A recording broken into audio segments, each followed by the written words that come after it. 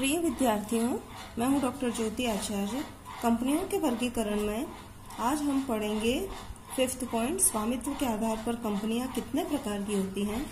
इससे पहले हम पढ़ चुके हैं निर्माण की विधि के आधार पर कंपनियां, सदस्यों के दायित्व के आधार पर कंपनियां, सदस्यों की संख्या के आधार पर कितनी कंपनियां होती हैं तथा नियंत्रण के आधार पर कितनी कंपनियां होती हैं। अब नेक्स्ट पॉइंट हमारा आता है स्वामित्व के आधार पर कंपनियां। स्वामित्व के आधार पर कंपनियों को दो भागों में बांटा जा सकता है। पहला है सरकारी कंपनियां या राजकीय कंपनियां और दूसरा है गैर सरकारी कंपनियां। सरकारी कंपनियां, जैसा कि नाम से ही स्पष्ट है कि इस ऐसी कंपनियों की प्रदत्त अंश पूंजी का कम से कम 51% भाग किसके पास होता है, या तो केंद्र सरकार के द्वारा, मतलब 51% अंश जो धारित किए जाते हैं कम से कम, वो या तो केंद्र सरकार के द्वारा धारित किए जाते हैं या राज्य सरकार या किसी भी सरकार के द्वारा धारित किए जाते हैं, या फिर अंशतः केंद्रीय सरकार द्वारा तथा अंशतः किसी एक या अधिक राज्य सरकारों के द्वारा धारित किए जाते हैं। तो ऐसी कंपनियों को सरकारी कंपनी कहा जाता है। कितना भाग? 51% भाग किसके पास? केंद्र सरकार के पास। किसका? अंश पूंजी का अंश धारित किए जाते हैं और कम से कम 51% भाग या तो केंद्र सरकार के पास या राज्य सरकार के पास या पार्टली केंद्र सरकार के पास और पार्टली राज्य सरकारों के द्वारा धारित किए जाते हैं। ऐसी कंपनियां सरकारी कंपनियां कहलाती हैं।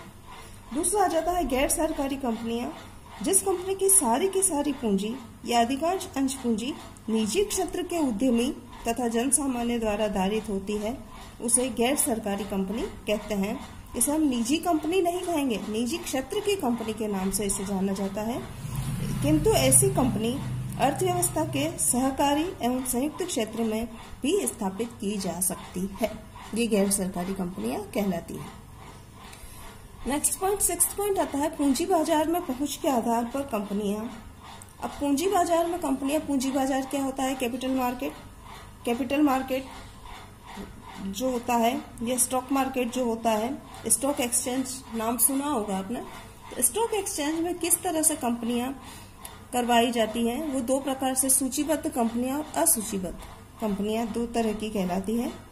सूचीबद्ध कंपनियां लिस्टेड कंपनीज के नाम से जाना जाता है। सूचीबद्ध कंपनियां ऐसी कंपनियां हैं कि जिसकी कोई प्रतिभूति किसी भी मान्यता प्राप्त स्टॉक एक्सचेंज में सूचीबद्ध है। स्टॉक एक्सचेंज का नाम सुना होगा, जैसे बॉम्बे स्टॉक एक्सचेंज है। तो सूचीबद्ध कंपनियां उसे कहते हैं जिसकी सिक्योरिटी या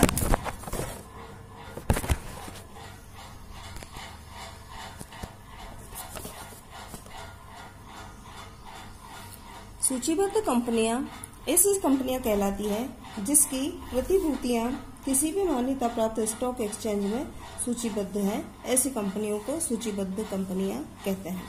दूसरा आता है असूचीबद्ध कंपनियां, अनलिस्टेड कंपनीज। असूचीबद्ध कंपनी से तात्पर्य किसी ऐसी कंपनी से है जिसकी कोई भी प्रतिभूति किसी भी मान्यता प्राप्त स्कंद विनिमय केंद्र में सूचीबद्ध नहीं है। ऐसी कंपनियां अपने लिए पूंजी अपने सदस्यों, संचालकों एवं उनके मित्रों, संबंधियों आदि से प्राप्त करती है और ऐसी कंपनियां जनता को अपनी प्रतिभूतियों के क्रय के लिए आमंत्रण नहीं कर सकती है। इन कंपनियों को असूचीबद्ध कंपनियां कहते हैं और ऐसी कंपनियां सेबी के विनियमों को मानने के लिए भी बाध्य नहीं होती है, बाउंड नहीं होती है। इन पर कोई रेस्ट्रिक्शन नहीं होता है सेबी के नियमों को मानने के लिए। इन्हें असूचीबद्ध कंपनियों के नाम से जाना जाता है। तो ये तो हमारे इम्पोर्टेंट कंपनी, उसके टाइप्स हो गए। अब और भी कई प्रकार की कंपनियां होती हैं, इनके अलावा भी, जो हम पहले पढ़ चुके हैं उसके अलावा कई कंपनियां होती हैं, जैसे कि धर्मार्थ कंपनी। इस धर्मार्थ कंपनी को बिना लाभ के उद्देश्य वाली कंपनी के नाम से भी जाना जाता है और ऐसी कंपनियों को कभी कभी धार्मिक उद्देश्यों के लिए इस अधिनियम के अधीन सीमित कंपनी के रूप में पंजीकृत कराने का प्रस्ताव किया जाता है। तो ऐसी कंपनियों को क्या कहा जाता है? गैर लाभ के उद्देश्य वाली कंपनी या धर्मार्थ कंपनी के नाम से इसको जाना जाता है। धारा 8 के अधीन पंजीकृत कंपनी, मतलब ये जो अधिनियम होता है केंद्रीय सरकार द्वारा, जो धारा 8 है उसके अधीन इसका पंजीकरण करवाया जाता है। और इसके लिए जो प्रावधान है वो कुछ इस प्रकार है। लाइसेंस के लिए आवेदन करना पड़ता है, उसको INC 12 फॉर्म नंबर INC 12 में आवेदन करना पड़ता है। लाइसेंस की भी कई शर्तें होती है। उसके बाद लाइसेंस जारी किया जाता है। लाइसेंस जारी करने के बाद में पंजीयन किया जाता है। केंद्रीय सरकार द्वारा जारी किए गए लाइसेंस का धारक व्यक्ति या व्यक्तियों का समूह रजिस्ट्रार को पंजीयन हेतु आवेदन कर सकता है। और उसके बाद में फर्म की पंजीकृत कंपनी में कोई फर्म भी सदस्य बन सकता है। यह इसका प्रोसेस होता है और इसको धर्मार्थ कंपनी के नाम से जाना जाता है। सेकंड पॉइंट आता है लघु कंपनियां। लघु कंपनियां सार्वजनिक कंपनी को छोड़कर किसी ऐसी कंपनी से है जिसकी प्रदत्त अंश पूंजी 50 लाख रुपए से अधिक नहीं है अथवा निर्धारित की गई राशि से अधिक नहीं है। निर्धारित की गई राशि 5 करोड़ से अधिक नहीं हो सकती है। लघु कंपनियों में जिसकी प्रदत्त अंश पूंजी 50 लाख से अधिक नहीं है, सार्वजनिक कंपनियों को छोड़कर, जो कंपनियां सार्वजनिक कंपनियां हो चुकी हैं उनको छोड़ दिया जाए।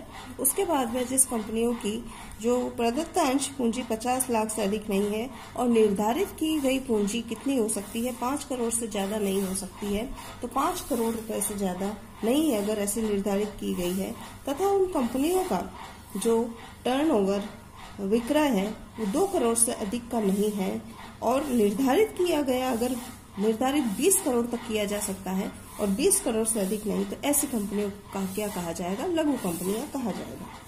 नेक्स्ट हम पढ़ते हैं निष्क्रिय कंपनियां।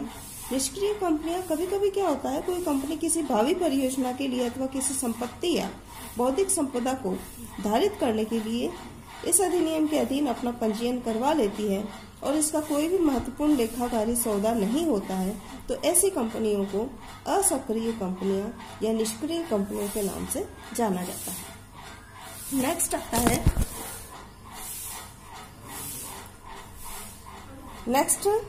निधियां। निधियां किसे कहते हैं? निधियों से तात्पर्य जिसका समामेलन निधि के रूप में हुआ है, ऐसी कंपनियों को निधि कहते हैं। जिसका समामेलन अपने सदस्यों को मितव्ययिता में बचत की आदत डालने के लिए, उसके धन निक्षेप प्राप्त करने तथा आपसी हितों के लिए अपने सदस्यों को ऋण देने के उद्देश्य से कराया जाता है। ऐसी कंपनी उन नियमों का पालन करती है जो केंद्रीय सरकार द्वारा ऐसी कंपनियों के वर्ग के लिए निर्धारित किए गए हैं, तो उन्हें निधियों के नाम से जाना जाता है। नेक्स्ट आता है विदेशी कंपनियां। विदेशी कंपनियों से तात्पर्य ऐसी कंपनी अथवा निगम निकाय से है जिसका समावेशन भारत के बाहर हुआ है, उसे विदेशी कंपनियों के नाम से जाना जाता है। ये कंपनियों के प्रकार पढ़ा हमने, कंपनियों का वर्गीकरण पढ़ा था। नेक्स्ट टॉपिक जो हम पढ़ेंगे इसका निजी कंपनी के बारे में पढ़ेंगे कि निजी कंपनी किसे कहते हैं, उसके बारे में डिटेल में हम पढ़ेंगे। Thank you.